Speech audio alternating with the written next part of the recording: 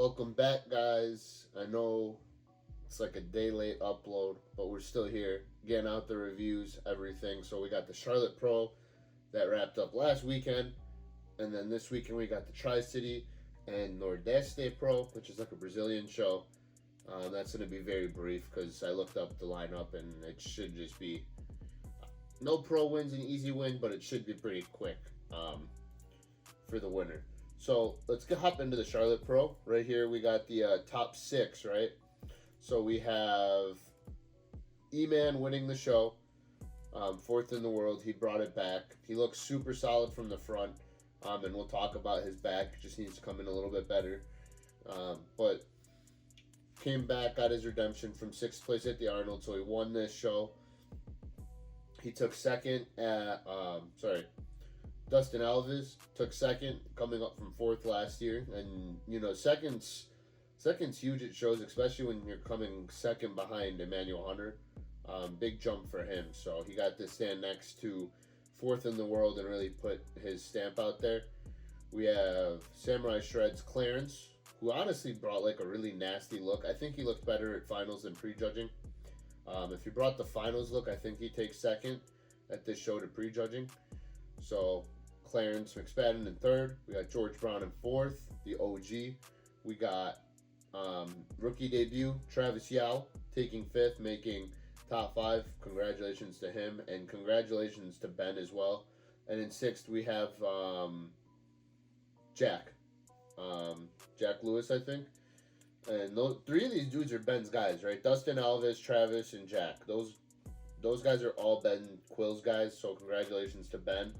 And congratulations to the athletes themselves as well. And this is the backs of all the athletes.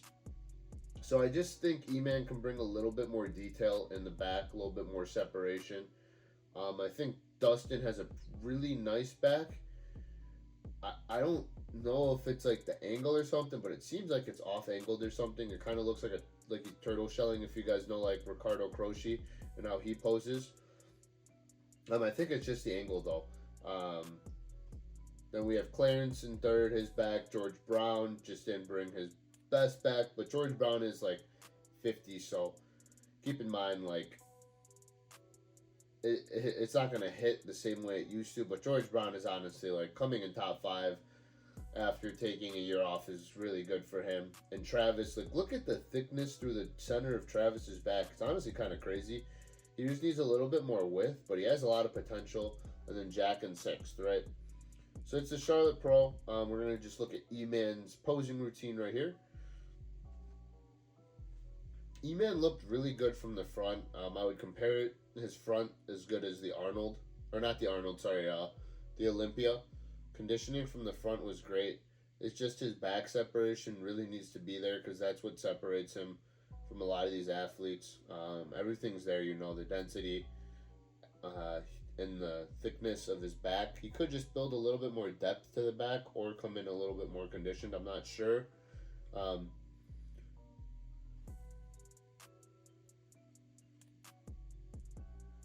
yeah, super solid posing routine. I want to listen a little bit, not too much, just a little bit. This is Tyler, if you guys don't know who this is, Tyler Mannion. I hope you guys know who this is. This is head judge, or VP, and he's been putting out these reviews, which is super, super great, right? Because this is great for the division to know exactly what we're looking for. Oh, in 1st place, we had Emmanuel. So we're just going to Emmanuel looked a lot better, obviously, than he did at the Arnold last month. More in line with what he looked like at the Olympia this past year. So for Emmanuel, the main thing for him is he can still just bring a little bit more separation. Maybe it's pushing the conditioning a little bit more so he has that separation and more pop to his back. His back is very impressive. He has good detail on his back, but he's just missing that extra level of conditioning and separation back there. So I even talked to them backstage, and I think they're going to add just a little bit more depth to his back so they can push the conditioning a little more to bring out that separation. The abs, I think he's improved on. They could still be a little bit more separated as well. But overall, he was in very good condition. He displayed great V-taper, great balance. The shoulders and arms are in balance. The chest, the abs, everything's in balance in the front pose. He was wearing much better fitting shorts. the legs, they weren't sticking out as being too small. So from front to back, very balanced. So just a little bit on Eman and what Tyler Mannion's expecting out of people, and always use his feedback as the example and as the, standard, because that's pretty much what we have to go off of, right? So that's that. Tri-City, quick, easy. Charlotte Pro. Tri-City. So here's our lineup, right? It's very small. We had a problem with the Tri-City. A lot of athletes, I talked to a few guys, they registered a little late. And now they're being on it. No late registrations like last year where you could register like day before or anything like that. It's like 3 days before Monday or something like that. Monday 3 p.m. last time to register for a show. So it's no more coming in last second or anything like that. You gotta be ready for the shows. So short lineup. We go from 30 plus guys to 9. Right. So we have Dan, Ibrahim got his pro debut, social media star or sensation, whatever you guys want to call it, but and then basically everyone else from Charlotte, right? So Michael Augustino, Dana Chin, Bob Ben Diori, Dan Ibrahim, Hossein Kamari, Jack Lewis, not pronouncing that again, Clarence McSpadden, and Travis Yao. So, I mean, it should be not obvious, but the front runners for this show is Clarence, Travis, and Dan Ibrahim, right? So, one of those three are going to get the qualification. Which one of the three? 2 of them are rookies. One of them's a 3-time Olympian. So, think of it like that. A rookie could be getting a qualification here to the Olympia, which would be cool. And yes, Dustin Alves was supposed to do this show. I talked to his coach about it, and he just missed the sign-up date, right? It's unfortunate. It's not like, it's a given he was going to beat Clarence, he was going to beat Dan. But based off of the previous show, he would have been the favorite going into this, So it is tough, but I think Dustin will keep pushing. He's got more shows lined up, right? So, with those 3 in order, I'm going to have to go with Travis, taking 3rd. I was thinking about it. I don't know if Travis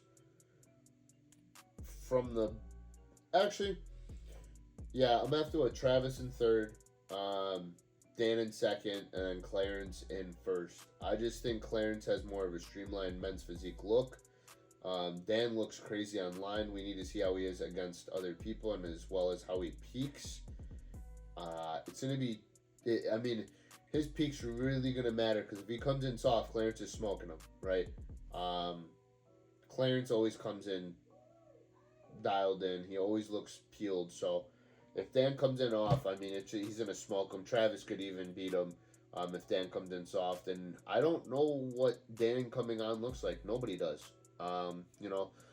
Pro debut, so we'll see what happens. But I do think Clarence ends up taking this show. Clarence has a really nasty look. So let's look up Clarence. This is his posing routine at the Charlotte Pro. And, from the front, Clarence is like pretty bang on, right? Nothing really you can say about the front. Super well-balanced physique, X-frame. And it's just the back, he just needs to add more width and more density to the back, and it's always been that for Clarence. But it's not been holding him back from, qualifying for Olympias and getting top placings, right? He just has to bring in a harder look, and I think this shows his. Because that's what's going to separate him from Dan, right? Because Dan will have him from the back before the show starts, right? Unless somehow, like, social media, his back just is completely fake or something. But Dan looks like he has a crazy back. So this is Dan. Things with Dan is he might have too big of arms for the division. His arms are kind of overpowering his shoulders a bit. But the back is filthy. A lot of lines. A lot of muscle. So we'll see. And I'm excited to see how he does at his pro debut. A lot of hype been around him, and we talked about him before a little bit. So we'll see how Dan does at the Tri-City. I really wish Dustin was here as well. You know, a few other guys, but it is what it is. No pro show is an easy win, like I said before. And next we have the last show I want to go over real quick, because 11th in the world, previously 5th in the world, competing at this show at the Nordeste Pro. We got Edvin Palmera. He's about 2 pounds over about a day ago. And it's crazy because he was a lot over at the Olympia. A lot of you guys don't know. But his physique for sure has been more streamlined now. I mean, if you look at it, like the waist is filthy.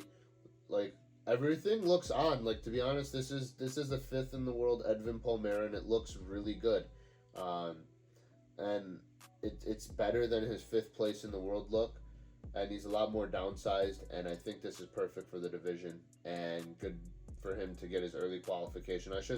No pro shows given, no pro shows easy, but he just has that men's physique look based off these photos, so we'll see on stage and what happens over the weekend. That's all I have, guys. Keeping it short, condensed, quick to the point. And next week we have the Wasatch Pro. I'm going to go over when that lineup comes out. I imagine it's going to be deep. And then we're going to go over the Tri-City Classic as well. So hope you guys enjoyed. And until next time, take care, guys.